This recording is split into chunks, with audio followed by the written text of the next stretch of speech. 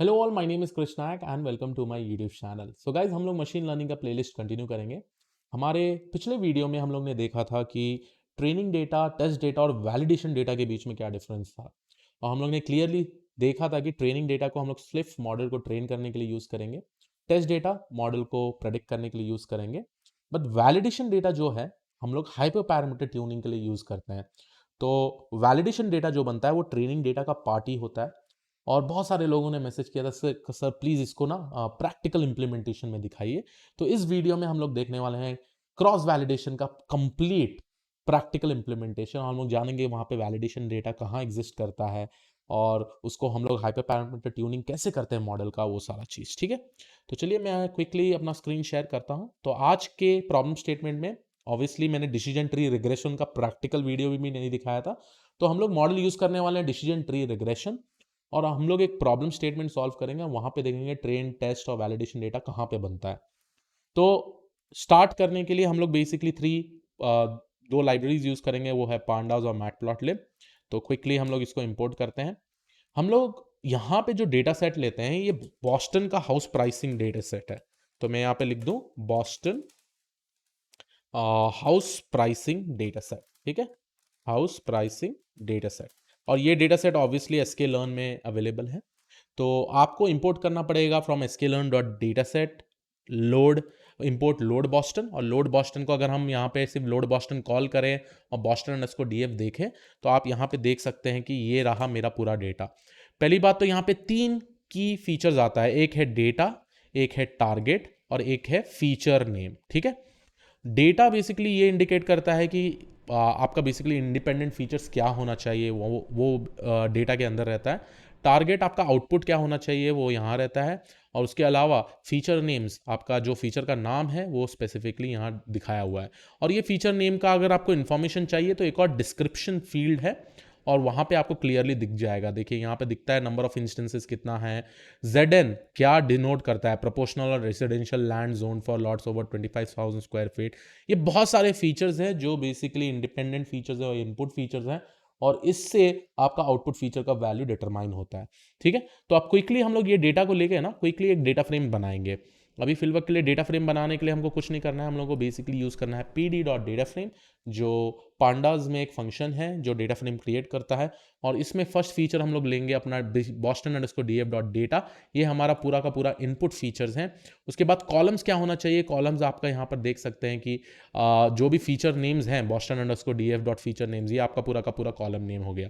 और अगर मैं ये सारा इनपुट फीचर्स उठा रहा हूँ तो इसका मतलब हो गया ये हमारे इंडिपेंडेंट फीचर्स हैं। तो इसीलिए मैं इसको हमारे x के वेरिएबल में स्टोर कर रहा हूँ और y वेरिएबल में हमारा डिपेंडेंट फीचर होगा जिसको हम लोग यहाँ पे स्टोर कर रहे हैं।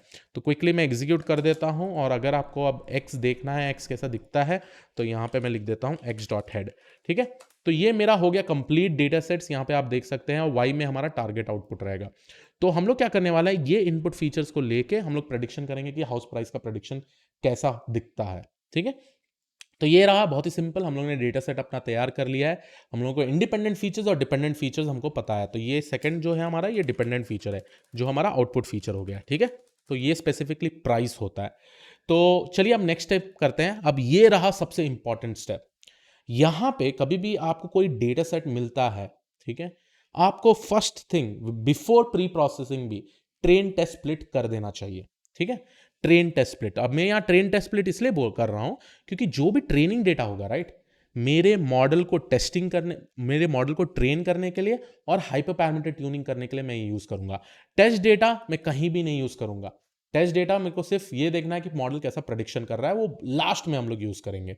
ठीक है, तो यहां पे मैंने ट्रेन और टेस्ट बना दिया है। अब नेक्स्ट वाले स्टेप में मैं क्या करूंगा, यहाँ पे मैं एक डिसीजन ट्री रिग्रेसर ले रहा हूँ क्योंकि एक रिग्रेशन प्रॉब्लम है। आपका आउटपुट फीचर जो है, राइट, वाई, वो एक कंटिन्यूस वैल्यू है।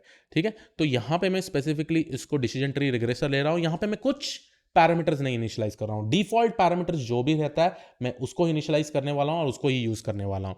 क्योंकि हम लोग ट्रेनिंग डेटा से हाइपर पैरामीटर ट्यूनिंग नहीं करते हैं, सिर्फ मॉडल को ट्रेन करते हैं। तो ये रहा मेरा regressor dot fit X train and Y train. तो ये देख लीजिए आप, यहाँ मैंने ट्रेन कर दिया।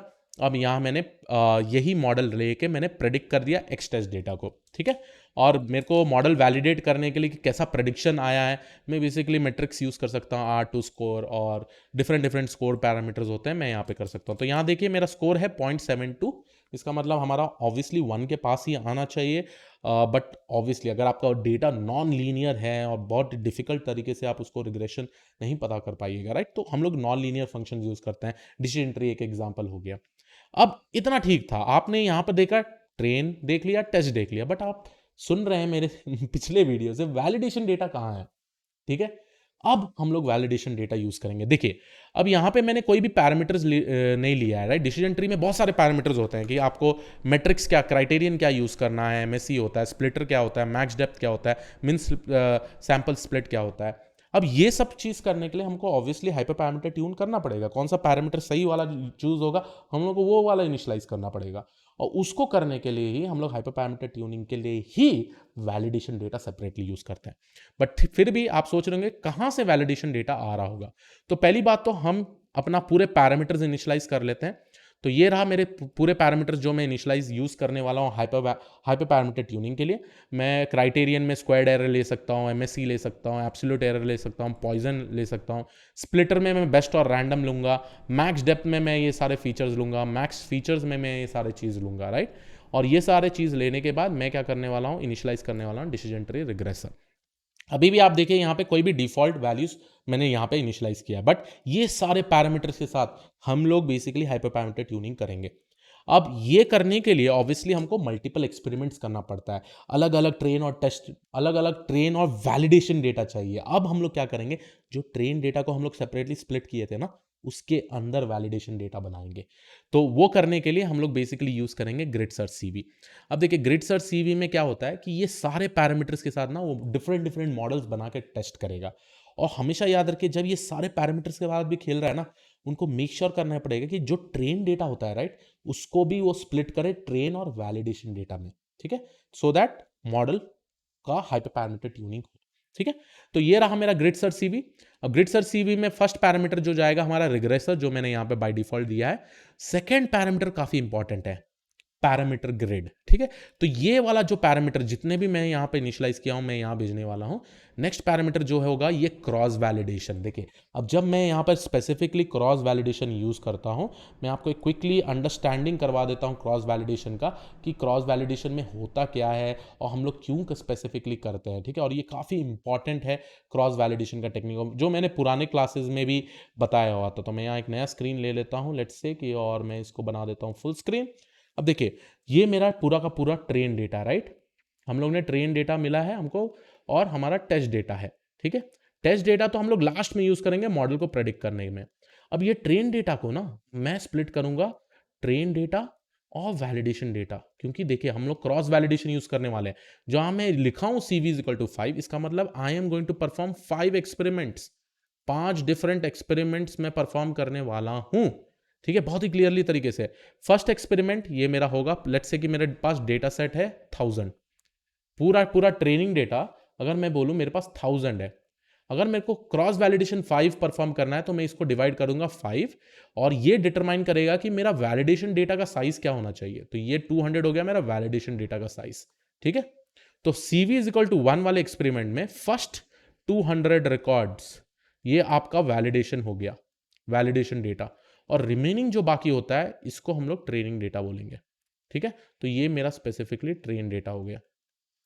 अब cross validation is equal to 2 में क्या करूंगा मैं, अब मैं यहां पे फिर से हाइपर पैरामीटर ट्यूनिंग कर रहा हूं और मेक श्योर कर रहा हूं मैं सारे पैरामीटर्स के साथ खेलूं। और सबसे इंपॉर्टेंट चीज जो मैं बात कर रहा हूं यहां पे, मेरा जो सेकेंड 200 रिकॉर्ड्स होगा ये वाला होगा मेरा वैलिडेशन डेटा, ठीक है, और ये बाकी का होगा मेरा ट्रेन डेटा। तो देखिए मैं ट्रेन डेटा से ही स्प्लिट करवा रहा हूं, ठीक है। ट्रेन डेटा का एक पार्ट मैंने वैलिडेशन ले लिया और बाकी सारा ट्रेन मैंने रख दिया है। ऐसे ही करते करते CV इज इक्वल टू 3 में मेरा नेक्स्ट 200 रिकॉर्ड होगा, उसके बाद नेक्स्ट 200 रिकॉर्ड होगा, ऐसे करके मैं पूरे 5 एक्सपेरिमेंट्स परफॉर्म कर पाऊंगा, ठीक है। तो यही चीज हम लोग यहाँ पे इसके थ्रू भी करेंगे। तो क्विकली चलिए देखते हैं यहाँ पे। तो यहाँ पे मैंने लिख दिया parameter cross validation is equal to 5, और स्कोरिंग पैरामीटर आपको पता है, आप नेगेटिव मीन स्क्वायर्ड एरर ले सकते हैं, नेगेटिव एब्सोल्यूट एरर ले सकते हैं। ये सब कहाँ से मिलेगा, मैंने यहाँ पे ऑलरेडी लिंक डाल दिया है, आप बस इसको जाके इवैल्यूएशन पैरामीटर में आप चेक करिए, रिग्रेशन के केस में आपको कौन कौन सा आ सकता है, ठीक है, लेट्स से। तो ये रहा मेरा मैट्रिक्स। तो यहाँ पे देखिए, रिग्रेशन के केस में आप एक्सप्लेन्ड वेरिएंस यूज कर सकते हैं, मैक्स एरर यूज कर सकते हैं, negative mean absolute error use कर सकते हैं, negative mean squared error use कर सकते हैं, negative root mean squared error use कर सकते हैं, और ये सारा चीज यूज कर सकते हैं अभी फिलवक्त के लिए। और मैंने इसका वीडियो भी बनाया है, इसको हम लोग लॉस फंक्शन भी बोलते हैं कि कौन सा लॉस फंक्शन आपको यूज करना चाहिए। अभी फिलवक्त के लिए मैंने सिंपली ले लिया नेगेटिव मीन स्क्वायर्ड एरर, और मैं इसको एग्जीक्यूट करूंगा।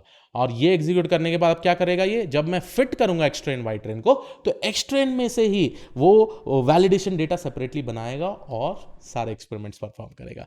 तो आपको बस यहाँ एग्जीक्यूट कर देना है। ये हो गया एग्जीक्यूशन पूरा का पूरा, देखिए। और ये बहुत सारे वार्निंग्स आते हैं, उसका टेंशन मत लीजिए, sklearn में बहुत सारे वार्निंग्स आते हैं। और अगर मैं जाके regression cv dot best param select करूं, तो ये सेलेक्ट हुआ, ये मेरा क्राइटेरियन सेलेक्ट हुआ, ये मेरा मैक्स डेप्थ सेलेक्ट हुआ, ये मेरा ऑटो सेलेक्ट हुआ, ये मेरा रैंडम सेलेक्ट हुआ। ठीक है, तो ये सारे फीचर्स बेसिकली सेलेक्ट हुए हैं। अब ये फीचर्स को लेके मैं बाद में क्या कर सकता हूँ, प्रेडिक्ट भी कर सकता हूँ। तो मैं regressor cv dot predict X test करता हूँ। अब मैं जाके आर स्क्वायर देखा तो यहाँ पे वैल्यूज हमको आते हैं, 63 आ सकता है, 75 आ सकता है। बट आप सोच रहे हैं क्रिश ये कैसा टाइप का वैलिडेशन है, पहले तो 72 आ रहा था, अब 63 आ रहा है। डोंट वरी गाइज, मैंने तो यहाँ रैंडमली ना कुछ पैरामीटर सेलेक्ट कर लिए हैं। ठीक है, अब आपके मतलब आप अपना मर्जी डालिए, और फीचर्स के साथ हम सेलेक्ट कर सकते हैं। और क्योंकि डिसीजन ट्री क्या होता है कि ओवरफिटिंग बाय डिफॉल्ट करता है इस केस में ओवरफिटिंग करता है, क्योंकि ये पूरा डेप्थ तक स्प्लिट करता है। बट अगर जब हम और पैरामीटर्स के साथ खेलें और क्रॉस वैलिडेशन स्कोर बनाएं, तो ये एक्यूरेसी धीरे धीरे इंप्रूव होता है। ठीक है, तो अगर मैं समझिए, और ये फिर से फिर से मैं अगर इनिशलाइज करके फिर से एग्जीक्यूट करता हूँ, तो आप देखिए यहाँ पे अगर मैं प्रेडिक्शन करूं तो यहाँ पे और चेंज हो सकता है। ठीक है, क्योंकि हम लोग दूसरे दूसरे पैरामीटर्स के साथ सेलेक्ट करते हैं, कौन सा क्रॉस वैलिडेशन यूज हुआ है, कौन सा नहीं हुआ है, वो सारा चीज़ हम लोग देख सकते हैं, राइट। तो यहाँ पे आप देख सकते हैं, और एग्जीक्यूट करूंगा तो आप देखिए 74 आ गया। ठीक है, तो बहुत सारे टाइप के, तो इसलिए हम लोगों को क्रॉस वैलिडेशन का वैल्यू भी बहुत बड़ा रखना पड़ता है, 10 20। तो उससे क्या होगा कि हमारे पास मल्टीपल ऑप्शंस आ जाते हैं, और उसका एवरेज स्कोर हम लोगों को बेसिकली मिलता है यहाँ पे प्रेडिक्शन के हिसाब से। तो आई होप आप लोगों को एक आइडिया आ गया हो। अब आपका अगला क्वेश्चन ये होना चाहिए, क्रिश क्या सिर्फ इतने ही टाइप के क्रॉस वैलिडेशन है, क्या different types of cross validation भी होता है? The answer is yes. और ये मैं बताऊंगा अपने पुराने नेक्स्ट वाले वीडियो में, और वहाँ पे मैं प्रैक्टिकल इंप्लीमेंटेशन भी बताता हूँ। अगर आप मेरे चैनल पे नए हैं, प्लीज़ मेक श्योर करिएगा, सब्सक्राइब करिएगा। मैं सारा का सारा मटेरियल्स आपके सामने गिटहब में डाल दूंगा, आप देखिएगा और आराम से उसको एक्सप्लोर करिएगा। ठीक है, so this was it. Please make sure that you subscribe to the channel, share with all your friends. I'll see you all in the next video. Have a great day. Thank you, one and all. Bye bye.